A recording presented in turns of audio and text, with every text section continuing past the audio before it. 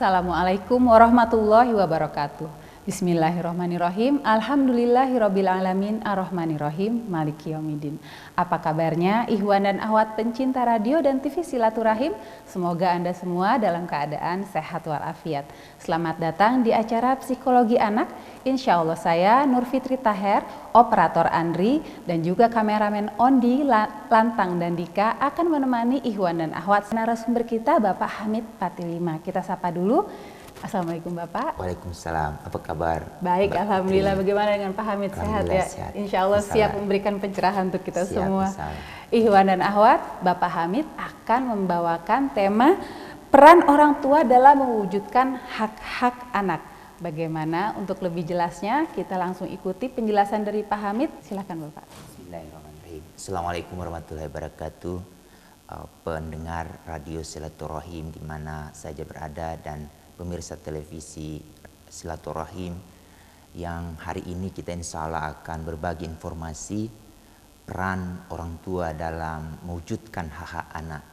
Mbak Fitri, yang terkait dengan apa sih yang harus dicatatkan oleh orang tua pada saat mereka mau memenuhi hak-hak anak, itu ada 4 yang paling penting. Yang pertama adalah tidak membeda-bedakan. Itu yang menjadi dasar pembicaraan kita nanti sepanjang 1 jam ke depan.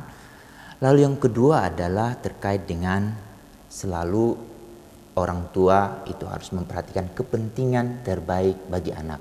Jadi segala apapun yang akan dibicarakan atau didiskusikan terkait dengan pemenuhan hak anak yang kita akan bahas, itu selalu ada jawaban untuk mempersiapkan pertanyaan kita. Ada nggak kepentingan terbaik bagi anak di sana? Kalau belum ada, berarti diskusi-diskusi untuk menemukan itu harus terus dilanjutkan sehingga akhirnya ada jawaban. Oh, ada kepentingan di sana. Lalu yang ketiga terkait dengan bahwa anak itu adalah manusia yang memiliki harkat dan martabat. Untuk itu dia memiliki hak untuk hidup. Selain hidup, dia memiliki hak untuk tumbuh. Dia tumbuh menjadi anak yang berkualitas tinggi. Lalu dia berkembang dari segi pendidikan dan kebudayaan. Sehingga dia akan menjadi hal yang sangat penting untuk diperhatikan oleh kedua pasang orang tua untuk membicarakan dalam hal pemenuhan hak anak. Dan yang terakhir adalah yang keempat, mendengarkan suara anak atau menghargai pandangan mereka.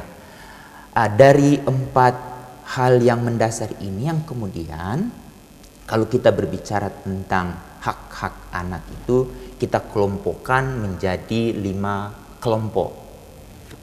Yang kelima kelompok mungkin tidak hari ini kita bahas, tetapi yang penting yang pertama adalah hak anak untuk hak sipil dan hak untuk bebas.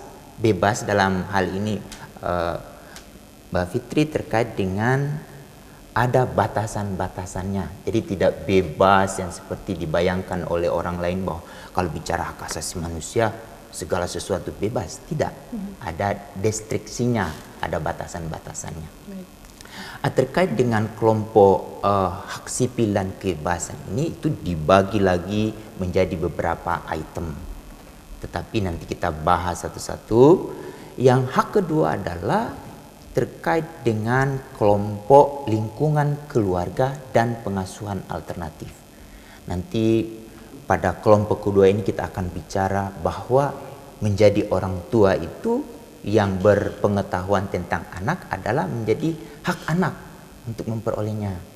Lalu yang kedua nanti kita akan bahas tentang bahwa sistem yang sudah dibangun oleh Rasulullah tentang konsep kafala, terutama bagi anak-anak yang kehilangan orang tua, yang jadi yatim piatu, itu tidak dibesarkan di panti asuhan tetapi nanti di sistem kafala. Itu yang kelompok kedua yang kita bahas. Lalu yang kelompok ketiga terkait dengan kesehatan dasar dan kesejahteraan anak. Itu juga penting bahwa kenapa orang yang mungkin Mbak Fitri mulai dengar ada sosialisasi tentang imunisasi tanggal 9 ya mulainya, sampai tanggal berapa yang diprogramkan oleh pemerintah. Itu sebetulnya hak anak untuk memperolehnya. Lalu yang kelompok keempat yaitu terkait dengan hak pendidikan, lalu pemanfaatan waktu luang dan kegiatan budaya. Anak-anak itu memiliki hak, nanti kita bicara di sana terkait dengan anak itu adalah memiliki hak untuk bermain. Lalu dia harus rileks. Lalu yang kelompok terakhir, yang kalau 4 kelompok ini gagal, akhirnya anak akan masuk ke kelompok kelima ini, yaitu perlindungan khusus. Dari kelima kelompok ini kita coba bahas satu demi satu bagi ibu atau bapak pendengar di rumah atau penonton radio bisa saja menyiapkan catatan, tapi ini didengarkan hal-hal apa sih yang seharusnya yang perlu diwujudkan oleh orang tua untuk memenuhi hak-hak anak. Kelompok pertama terkait dengan hak sipil dan kebebasan. Pertama itu hak anak untuk memperoleh identitas. Identitas itu diwujudkan pertama dengan nama, pemberian nama. Kalau kita di Islam itu ustadz sudah mengajarkan kepada kita memberikan nama kepada anak itu harus dipastikan kita pilih yang benar-benar membuat anak itu merasa didoakan. Itu hak anak yang paling penting. Lalu yang wujud dari hak anak ini itu kan harus ada persyaratan-persyaratannya. Yang kalau kita mau daftarkan dia ke dinas catatan sipil, itu berarti syarat pertama kedua pasangan suami istri yang mengakui memiliki anak ini dia harus memiliki surat nikah. Kalau yang tidak, akhirnya anak sendiri yang menjadi warga negara itu tidak akan tercatat. Dan kewajiban orang tua itu benar-benar harus memenuhi itu. Untuk itu institusi pernikahan menjadi dasar yang paling penting bagi pasangan suami istri yang mau berkehendak memiliki atau mau menjalankan amanah dengan menerima anak.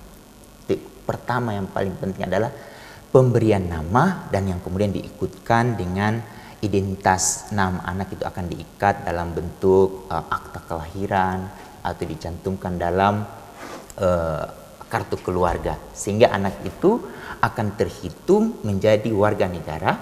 Kalau dia sudah menjadi warga negara, berarti dia akan memiliki hak yang akan dipenuhi oleh negara kepada dia. Dan kewajiban anak cuma satu, adalah mengabdi kepada negara. Bagaimana anak bisa mengabdi kalau dia tidak jelas identitasnya? Ini orang tua yang paling penting harus mulai memikirkan apakah di rumah setiap anak kita namanya sudah menarik sesuai dengan identitas dia. Kalau yang laki namanya memang kelihatan seperti anak laki, kalau anak perempuan seperti apa. Mungkin kita mulai searching nama-nama kalau bagi yang baru mau menikah dan mau merencanakan, dan memikirkan bahwa memberikan nama anak itu adalah hak anak yang diperoleh dari orang tua. Berarti kewajiban orang tua untuk mencarikan nama yang semenarik mungkin. Subhanallah, sampai Rasulullah kan seringkali mengganti nama sahabat-sahabatnya ya. Dan seperti nama-nama yang diberikan kepada para sahabat itu kan doa juga. Itu yang pertama. Yang kedua adalah hak anak untuk memperoleh informasi layak anak. Dan sekarang mungkin banyak diperbincangkan bagaimana ya caranya kok anak-anak saya dengan mudah mengakses informasi-informasi yang tidak layak. Kewajiban orang tua yang harus mengatur itu. Jadi anak itu tidak boleh memperoleh 3 informasi. Yaitu pertama, informasi terkait dengan kekerasan. Bagaimana caranya? Orang tua berarti kalau di rumah dia tidak boleh dengan seenaknya saja berkata-kata kasar. Karena nanti apa yang disampaikan oleh orang tua itu akan terekam oleh anak. Itu yang pertama. Lalu informasi yang kedua yang tidak boleh diperoleh oleh anak itu adalah informasi terkait dengan pornografi. Bagaimana orang tua menjelaskan secara detail definisi konsep pornografi itu seperti apa, itu dijelaskan dengan bentuk tubuh anak, itu dijelaskan dari awal. Memang harus anak itu memperoleh informasi sehingga dia jangan mendapat informasi tentang pornografi itu di luar, karena di rumah dia tidak mendapat informasi yang jelas-jelas. Lalu yang ketiga terkait dengan informasi terkait tentang intoleransi, yaitu menjelek-jelekkan orang lain, sampai ke yang paling yang menyedihkan adalah anak itu sampai mendapat informasi tentang terorisme atau apa. Sebetulnya kewajiban orang tua lah yang harus mengatur itu, jangan sampai.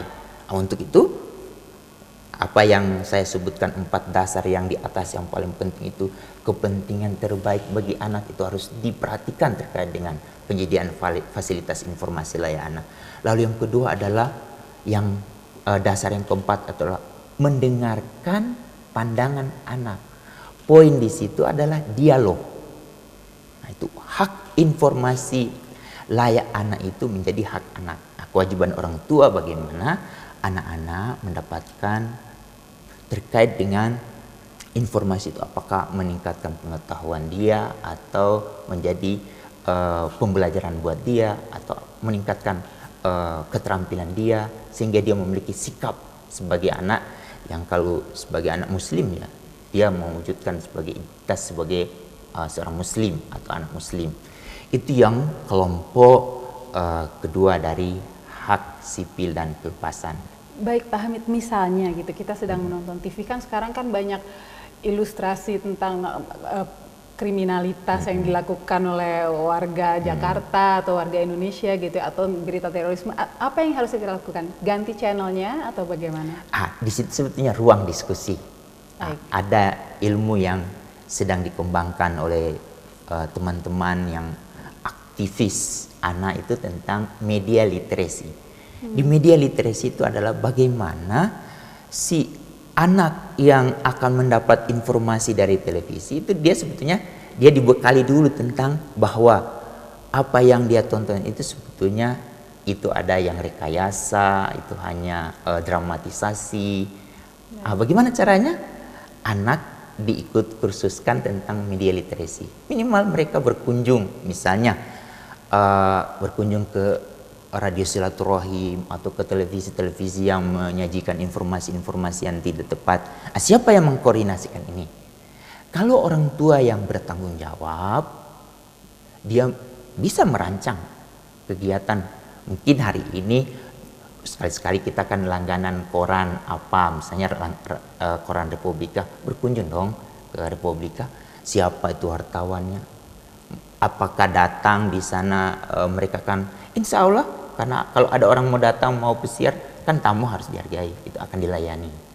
Itu poin. Cuma sekarang adalah orang tua memiliki keinginan tidak untuk memperkaya pengetahuan anak tentang informasi layak yang harus dia dapat.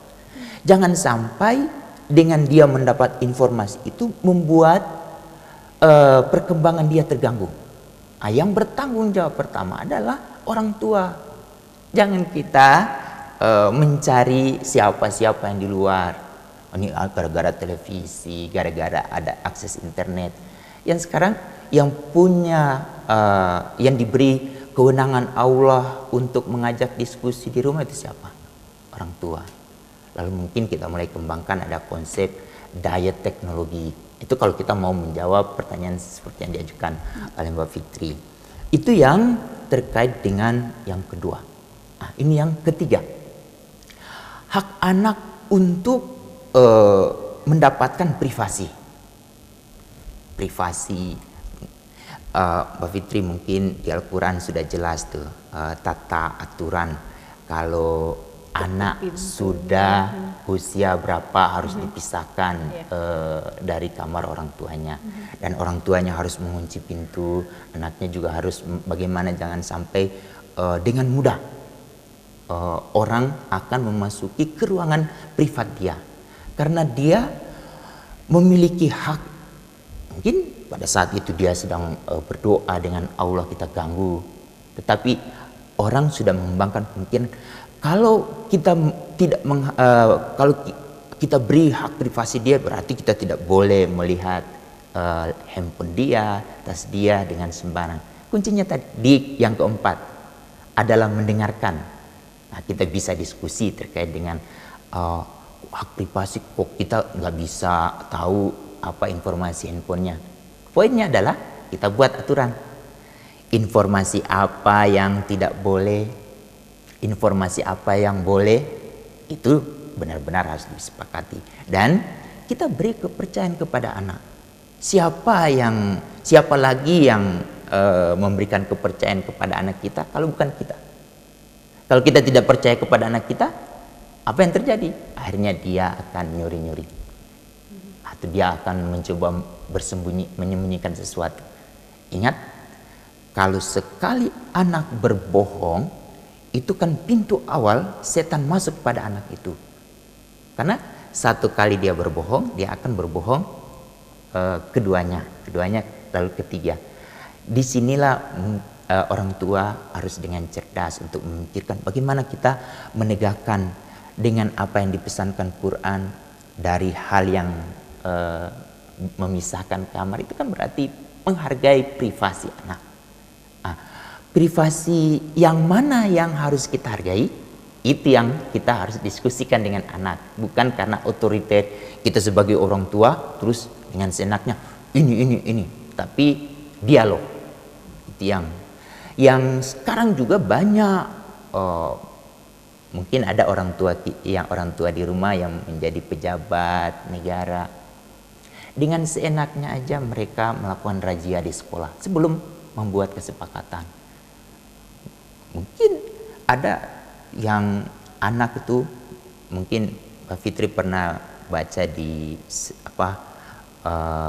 WhatsApp yang menyebarkan, ada anak dia nangis mempertahankan tasnya karena berisi sisa-sisa roti yang diambil dari tong sampah. Kan guru marah, teman-temannya curiga, ini apa sih yang disembunyikan? Karena kebetulan waktu itu sedang ada razia. Dipikir, oh anak ini kok anak yang baik, tapi dia mempertahankan tasnya sesuatu. Ternyata pada saat anak itu dibawa ke ruangan kepala sekolah dan dilihat, subhanallah, isinya roti bekas yang nanti dibawa ke rumahnya untuk dikasih ke saudaranya. Betapa tidak pedulinya orang-orang dalam, dan betapa tidak mengetahuinya bahwa hak privasi itu adalah hak yang bisa didialogkan. Tidak dengan seenaknya untuk ada yang operasi narkoba ini, teman-teman di BNN, dengan seenaknya. Mereka tidak memikirkan harkat martabat dari anak itu sendiri. Mereka tidak pernah dialog, cuma karena mereka memiliki power. Saya mengatur negara. Ini akhirnya yang mengajarkan anak-anak kita tidak menghargai privasi orang. Jadi sebelum ada razia itu harusnya ada penyuluhan ada dulu, penyuluhan, gitu ya? ada proses, ya peningkatan pengetahuan. Nah, tidak menakut-nakuti narkoba itu apa. Ya orang tahu, orang Islam sekarang dilarang oleh Allah tidak boleh makan babi. Nah, semua tidak makan babi. Nah, narkoba dikemas dengan hal-hal yang merusak privasi anak. Nah, kita harus, teman-teman yang belajar, yang menangani tentang hal-hal semacam privasi anak ini, itu harus belajar dulu tentang perkembangan anak. Jangan sampai dengan seenaknya tidak melakukan apa yang kita bicarakan awal itu. Dasar paling utama adalah yang keempat, mendengarkan suara anak. Itu yang ketiga, hak privasi. Lalu yang keempat, ini juga yang paling penting, itu hak anak untuk mengekspresikan pandangan, pendapatnya. Itu nanti ada yang bertentangan tuh nanti. Tidak ada yang bertanya, kok anak memiliki hak untuk berekspresi, dengan catatan, saya awal tadi, deskripsinya itu ada batasan-batasannya. Aturan-aturan negara sudah mengatur, ada undang-undang. Jadi tidak dengan seenaknya orang melakukan mengekspresikan pendapatnya yang sehingga akan menyebabkan orang lain tersinggung. kita punya undang-undang ITE. Kalau orang mau menyebarkan informasi dengan seenaknya, itu nanti akan diproses. Tinggal yang jadi persoalan adalah bagaimana orang tua mengingatkan kepada anak bahwa memberikan ruang kepada anak untuk mengekspresikan pandangannya. Kita ingat sejarah Nabi Ibrahim, yang ini yang kemudian menjadi dasar kalau kita mau memenuhi hak anak itu mendengarkan suara anak. Nabi Ibrahim saja untuk mengorbankan anaknya itu dimintai, tolong pikirkan apa pendapatmu. Subhanallah. Bukan langsung ke pendapat, tapi Nabi Ibrahim memerintahkan anak itu berpikir dulu. Sekarang persoalan yang hanya mengatur terkait dengan hal-hal yang sederhana saja, misalnya aturan di rumah itu warna cat, jam ke sekolah, mengerjakan PR di rumah, lalu teman harus masuk ke sini. Ya kita dengarkan apa sih yang ada di pikiran anak, bukan pikiran ayah ibu. Kita dengarkan. Insya Allah anak dengan kita beri ruang untuk dia mampu memiliki kemampuan untuk mengekspresikan diri, itu adalah salah satu wujud kecerdasan yang harus dimiliki oleh setiap orang. Kalau di silaturahim kan ada program sekarang yang dikembangkan bersama NU, pendidikan dai. Itu wujud ekspresi yang sudah terstruktur, tapi itu sebetulnya dipersiapkan di rumah. Jadi bagaimana anak diberi ruang untuk mengekspresikan, dan seperti penjelasan-penjelasan waktu minggu-minggu sebelumnya, itu adalah poinnya, anak tidak merasa takut untuk mengekspresikan pandangannya.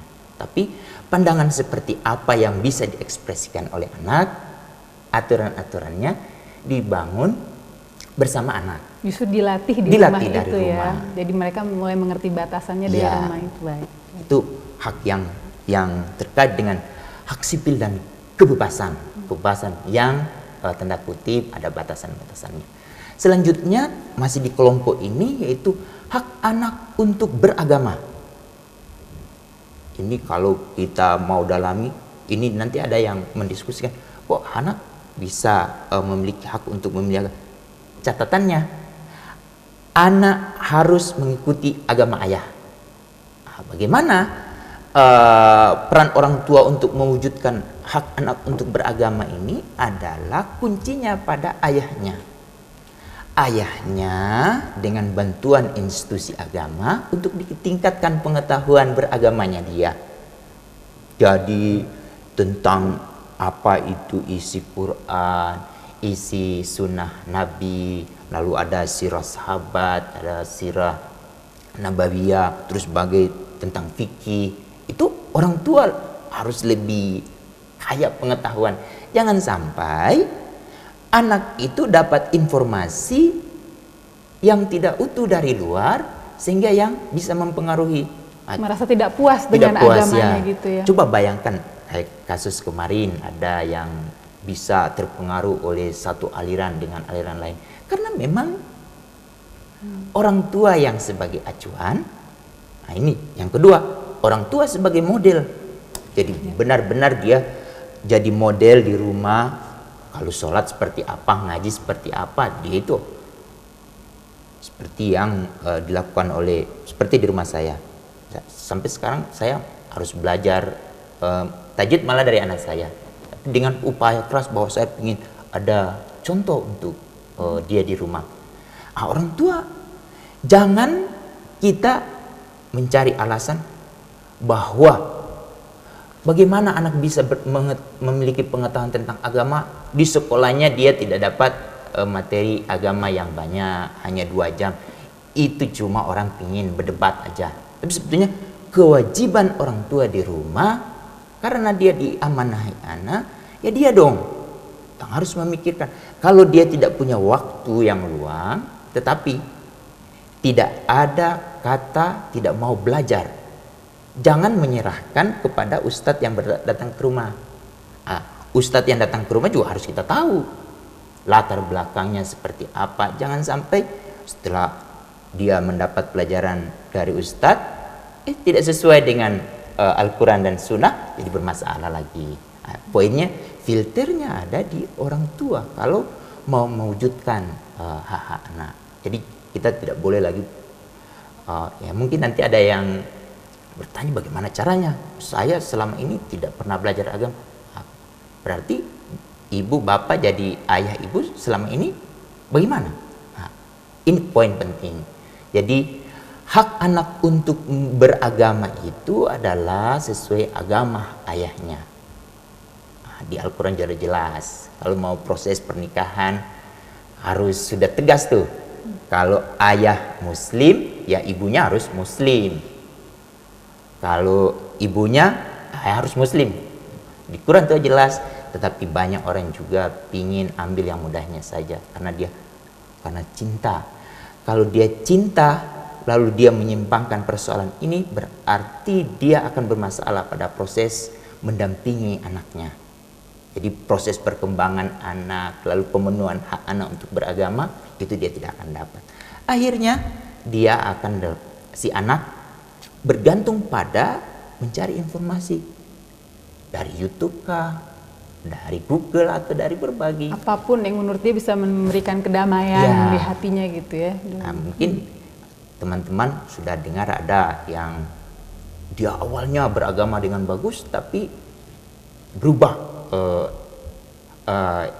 agamanya karena banyak masalah yang harus diselesaikan. Tetapi penekanan dalam pemenuhan hak anak di bidang agama ini, kewajiban orang tua dulu adalah harus belajar tentang agamanya itu sendiri, lalu kemudian dia menjadi model. Model berarti mempraktikkan, sehingga anak akan mengikuti, ya dia akan lihat. Dan di Islam jelas mulai diingatkan usia 7 tahun dan ditegaskan kembali lagi pada usia 10 tahun. Itu sudah jelas. Itu yang terkait dengan hak anak untuk beragama. Kalau boleh saya potong sedikit, Pak Hamid, banyak juga anak yang dari kecil dididik agama dengan ketatnya, kemudian ketika mereka bisa mendapatkan kebebasan, mereka lepas agamanya itu. Apa yang terjadi sebenarnya? Itu sebetulnya dia tidak mendapat tujuan. Dia beragama itu tujuannya untuk apa? Kan kita larinya hanya bersandar kepada Allah. Dan mungkin itu terjadi karena prosesnya tekanan. Yang kita mau bangun di keluarga itu adalah bagaimana kita memenuhi kewajiban anak. Tadi dasar yang paling pertama adalah tidak boleh membeda-bedakan, harus seimbang. Lalu yang kedua, kepentingan terbaik bagi anak. Apakah pada saat anak itu di rumah sudah mempraktikkan semua apa yang kita tekankan? Modelingnya bagaimana? Nah, model orang tuanya yang jadi acuan, ayah terutama, lalu kemudian ibu sebagai manajer di rumah kan yang akan selalu mengingatkan. Itu ada nggak sinkronisasi? Kalian jadi soal adalah tadi dari proses saja untuk menjadi pasangan suami istri itu mereka belum siap dan belum memiliki pengetahuan tentang anak, dan itu dampaknya akan berlanjut dan akhirnya nanti diskusi kita akan berakhir pada yang kelima itu yang paling penting. Jadi memang menjadi orang tua pada saat sekarang memang menjadi orang tua yang cerdas, harus tahu siapa yang ia dampingi. Mbak Fitri, ayah ibu di rumah kan bekerja, menghasilkan uang, semua untuk siapa? Untuk anak. Tetapi segala sesuatu yang kita kasih, terus yang kita mau berikan itu tidak siap. Itu yang harus menjadi pertanyaan yang penting. Ini yang sekarang kita akan bicara yang masih di kelompok hak sipil ini yang terakhir adalah hak anak untuk tidak diperlakukan semena-mena, tidak manusiawi. Jadi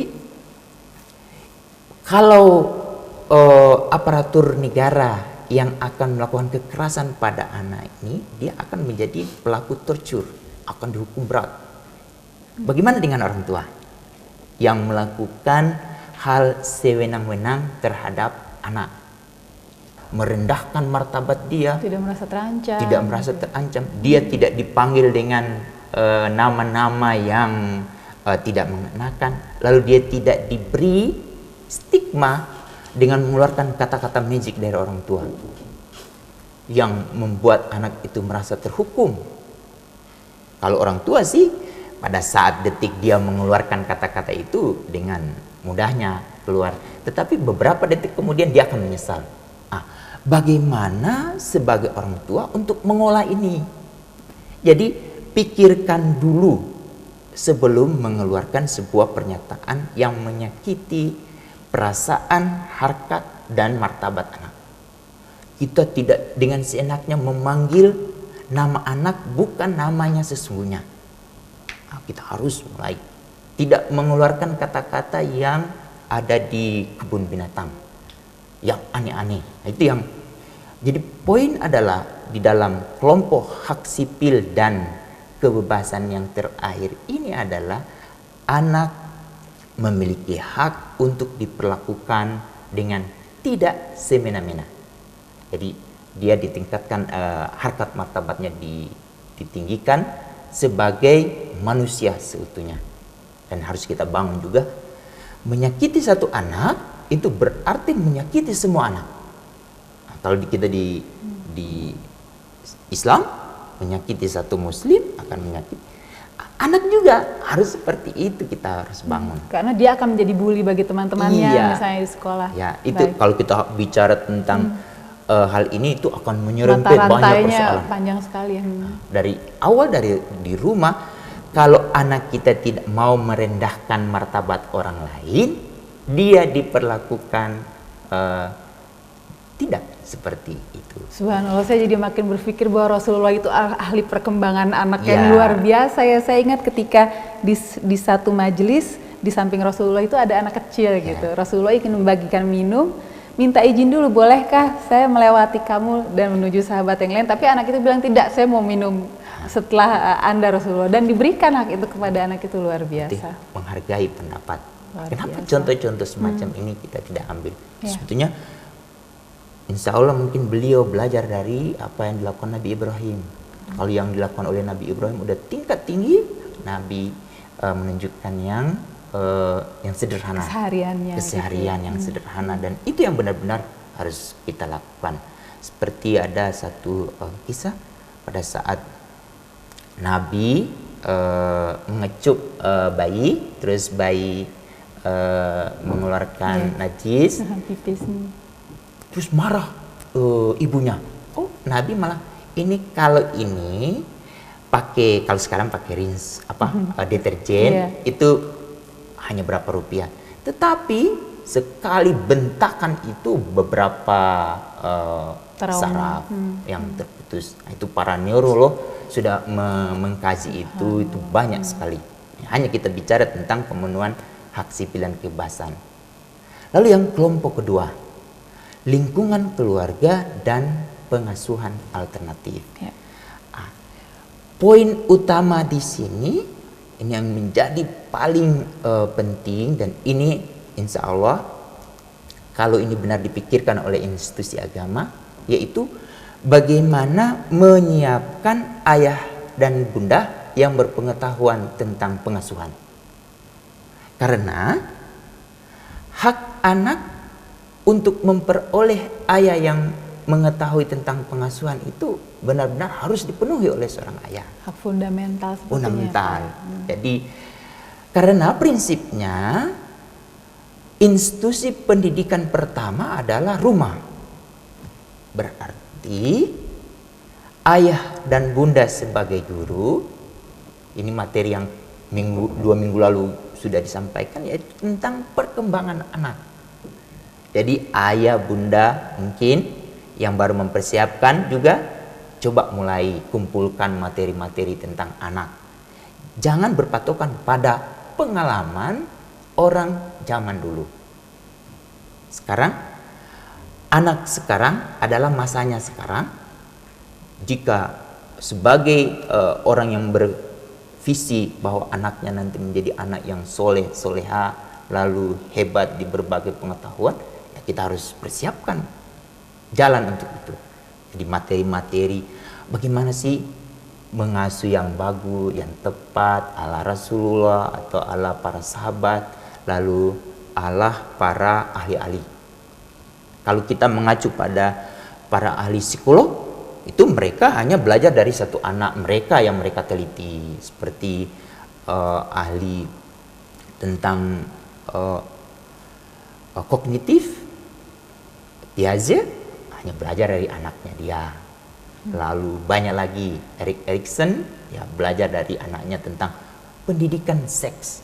Padahal di Quran sudah ada detail sekali. Nah, orang tua harus kita kaya. Jangan kita menjadi orang tua tidak siap untuk mengasuh anak.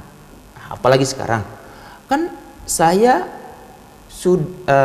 bekerja, misalnya ibu ayah bekerja, saya akan serahkan kepada pengasuh di rumah. Oh, ingat, pengasuh itu sudah dilatih tidak tentang perkembangan anak.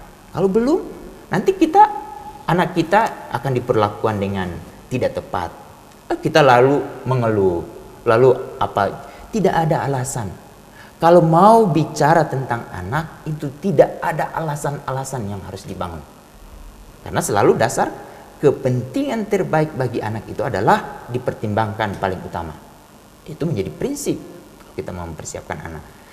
Lalu menjadi orang tua yang berpengetahuan di sini, sekarang institusi negara, kalau di Kementerian Pendidikan mereka punya direktur tentang keluarga, tapi belum utuh tuh.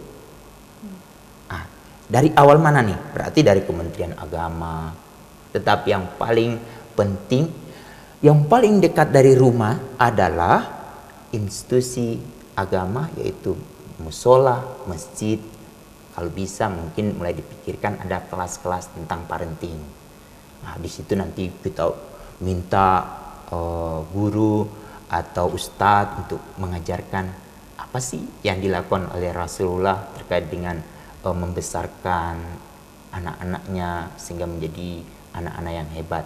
Nah, anak-anak di sini kan sahabat-sahabat Nabi juga dapat belajar dari Rasulullah, dengan ada yang setiap hari Jumat ada Ustadz Al-Farisi, Salman Farisi.